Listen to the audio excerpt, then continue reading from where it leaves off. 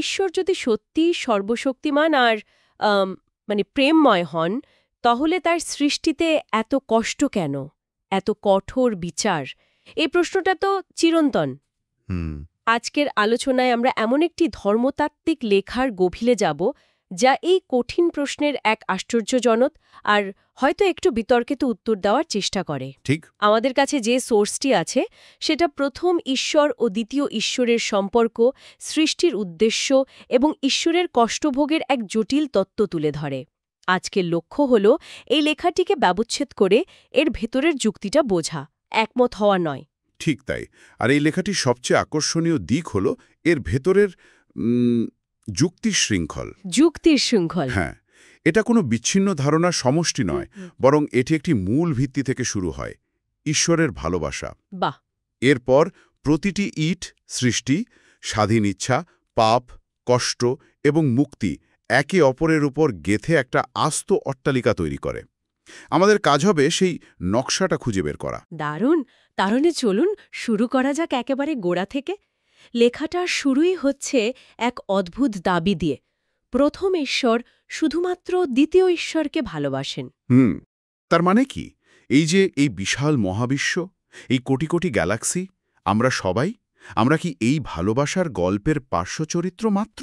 এক কথায় বললে হ্যাঁ, এই লেখার যুক্তি অনুযায়ী আমরা পার্শ্বচরিত্রই, তবে খুব গুরুত্বপূর্ণ পার্শ্বচরিত্র।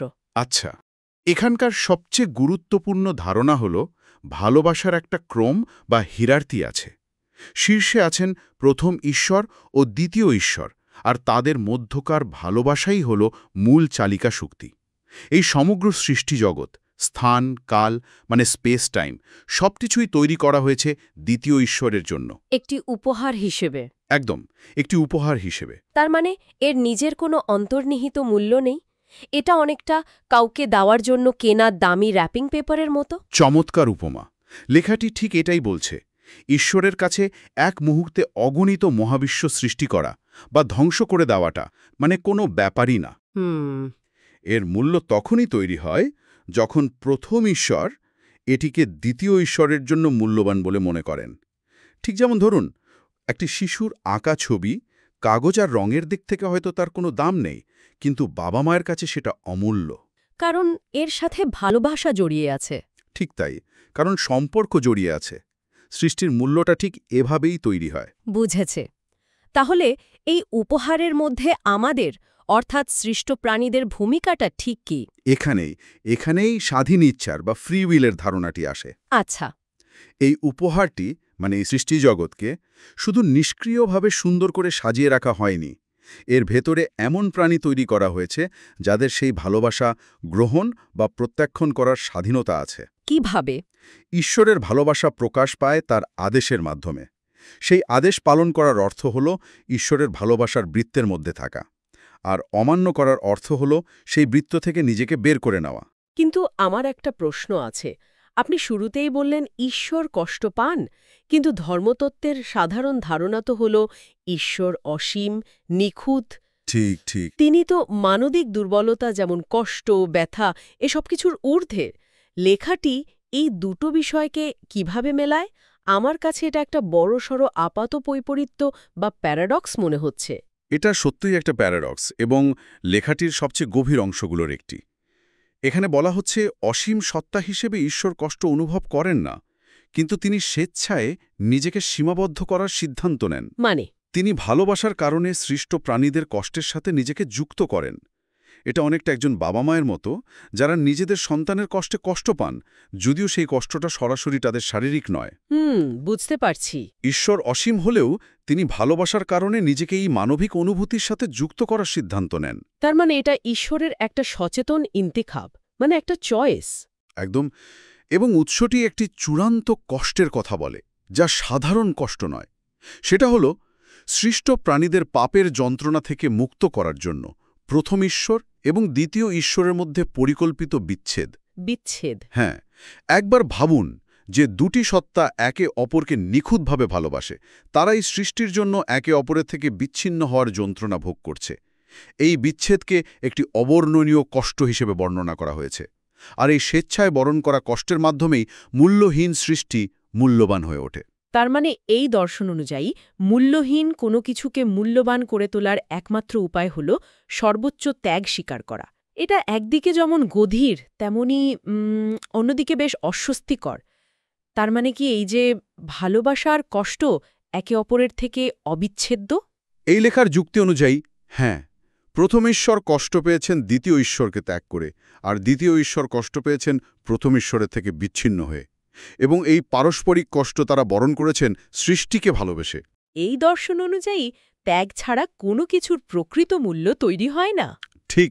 বেশ, তাহলে যারা এই ভালোবাসা গ্রহণ করে এবং ঈশ্বরের আদেশ মেনে চলে, তাদের কি হয়? লেখাটি বলছে তারা দ্বিতীয় ঈশ্বরের রক্তে আবৃত হয়ে মূল্যবান হয়ে ওঠে। কিন্তু যারা তা করে না, তাদের পরিণতিটা কি? এখানে লেখাটি যে ভাষা ব্যবহার করেছে তা খুবই কঠোর এবং সোজাসাপটা। যারা ঈশ্বরের ভালোবাসা প্রত্যাখ্যান করে তাদের বর্ণনা করা হয়েছে পুড়িয়ে ফেলার যোগ্য আবর্জনা হিসেবে। আবর্জনা? হ্যাঁ, এবং মূল লেখায় ব্যবহৃত কোরিয়ান শব্দটি হল টুং, যার আক্ষরিক অর্থ হল মল বা বিষ্ঠা। এক মিনিট, আমি ঠিক শুনলাম তো? একটি ধর্মতাত্ত্বিক লেখায় এই শব্দ? আমি সত্যি চমকে গেছি। এটা তো শুধু কঠোর নয়, চরম অপমানজনক। ঠিক। এই শক ভ্যালু দেওয়াই হয়তো লেখকের উদ্দেশ্য ছিল। কোরিয়ান ভাষায় টোং শব্দটি এতটাই স্থূল এবং অপমানজনক যে এটি কোনো গভীর ধর্মীয় আলোচনায় ব্যবহার করার প্রায় অচিন্তনীয়। এই শব্দটি ব্যবহার করে লেখক সম্ভবত বোঝাতে চেয়েছেন যে ঈশ্বরের ভালোবাসার বৃত্তের বাইরে কোনো সৃষ্ট প্রাণীর অবস্থান কতটা নগণ্য এবং পরিত্যাজ্য। এখানে মূল বার্তাটা হল কোনো সৃষ্ট প্রাণীর মূল্য তার অস্তিত্বের মধ্যে নিহিত নয়, বরং দ্বিতীয় ঈশ্বরের সাথে তার সম্পর্কের উপর নির্ভরশীল। একদম। এবং ভালোবাসা অর্থাৎ ঈশ্বরের আদেশ ধারণ করার ক্ষমতার উপর নির্ভরশীল। এই ধারণাটা তো মানবতাবাদ বা ব্যক্তি স্বাধীনত্বের মতো আধুনিক ধারণাগুলোর একেবারে বিপরীত। আমরা তো মনে করি প্রতিটি মানুষের অন্তর্নিহিত মূল্য আছে, কিন্তু এই লেখা বলছে আমাদের মূল্য শর্ত সাপেক্ষ। ঠিক। এমনকি মানুষের সুখের ব্যাখ্যাও তো এখানে ঈশ্বরকেন্দ্রিক। হ্যাঁ, বলা হয়েছে সৃষ্ট প্রাণের সুখ গুরুত্বপূর্ণ কারণ তা দ্বিতীয় ঈশ্বরকে সুখী করে। অর্থাৎ মানুষের সুখের নিজস্ব কোনো সার্থকতা নেই যদি না তা ঈশ্বরের আনন্দে অবদান রাখে। এটি একটি সম্পূর্ণ ঈশ্বরকেন্দ্রিক দৃষ্টিভঙ্গি। তাহলে বিদ্রোহী বা প্রত্যাখ্যানকারীদের কি হয়? তাদেরকে সত্যিই পুড়িয়ে ফেলা হয়? লেখাটি হেলেল বা শয়তানের উদাহরণ দিয়েছে, তার পরিণতি কি? এখানেই আরও একটি জটিলতা।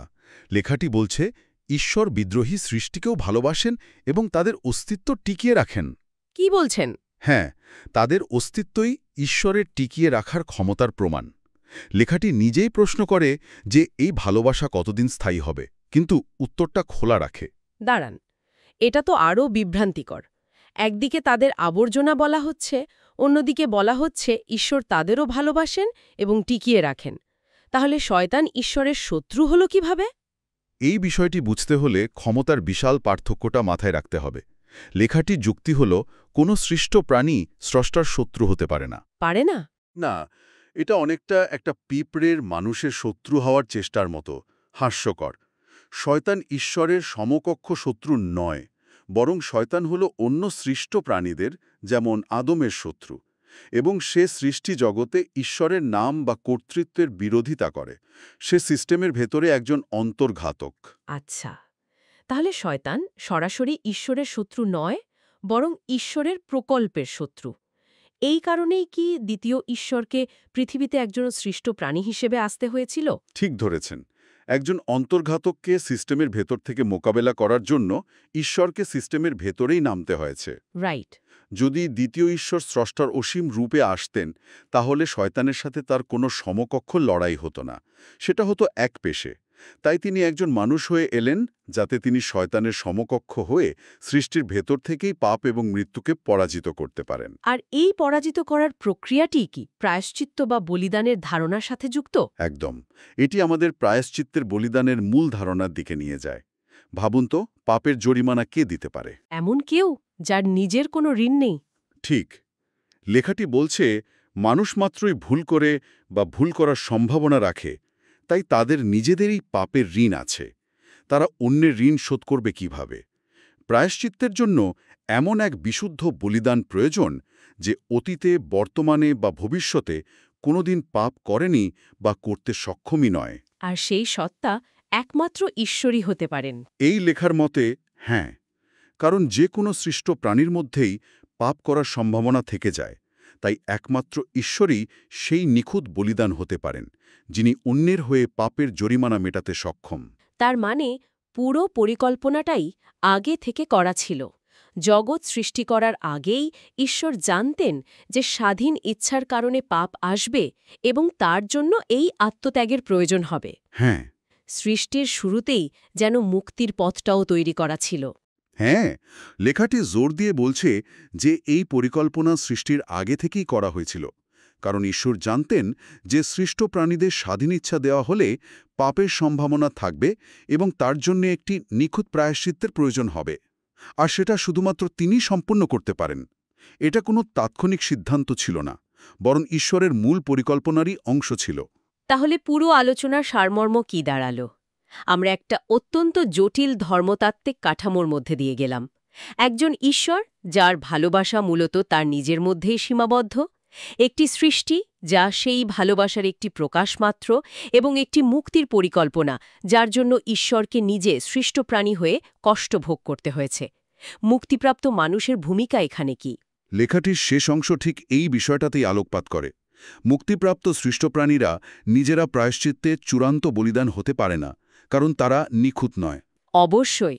কিন্তু তাদের একটি ভিন্ন ধরনের বলিদানের জন্য আহ্বান জানানো হয়। তাদের বলা হয় দ্বিতীয় ঈশ্বরকে অনুকরণ করতে, প্রতিবেশীদের জন্য নিজেদের জীবন উৎসর্গ করতে, যাতে অন্যরাও সেই মুক্তির পথে আসতে পারে। আচ্ছা। এভাবে তারা নিজেরা মুক্তির উৎস না হলেও মুক্তির বাহক বা ঈশ্বরের প্রতিমূর্তি হয়ে ওঠে। অর্থাৎ তারা নিজেরা চূড়ান্ত বলিদান হতে পারে না, কিন্তু তারা অন্যদের সেই চূড়ান্ত বলিদানের দিকে পরিচালিত করার জন্য একটি মাধ্যম বা জীবন্ত বলি হয়ে ওঠে। দারুণ এক ধারণা। একদম, তারা ঈশ্বরের ভালোবাসার গল্পের সাক্ষী এবং বার্তাবাহক হয়ে ওঠে। আজকের মতো আলোচনা এখানেই শেষ করছি। আমরা একটি লেখার গভীরে গিয়ে তার ভেতরের যুক্তি বোঝার চেষ্টা করলাম, কিন্তু যাওয়ার আগে একটি প্রশ্ন রেখে যেতে চাই। এই লেখাটি বলছে একটি সৃষ্ট প্রাণীর মূল্য সম্পূর্ণরূপে দ্বিতীয় ঈশ্বরের সাথে তার সম্পর্কের উপর নির্ভরশীল। যদি কোনো সৃষ্ট প্রাণীর অন্তর্নিহিত কোনো মূল্য না থাকে, তাহলে এই নির্দিষ্ট ঐশ্বরিক সম্পর্কের বাইরে আমাদের পরিচয় এবং জীবনের উদ্দেশ্যের ধারণাটা ঠিক কোথায় গিয়ে দাঁড়ায়? ভাবতে থাকুন।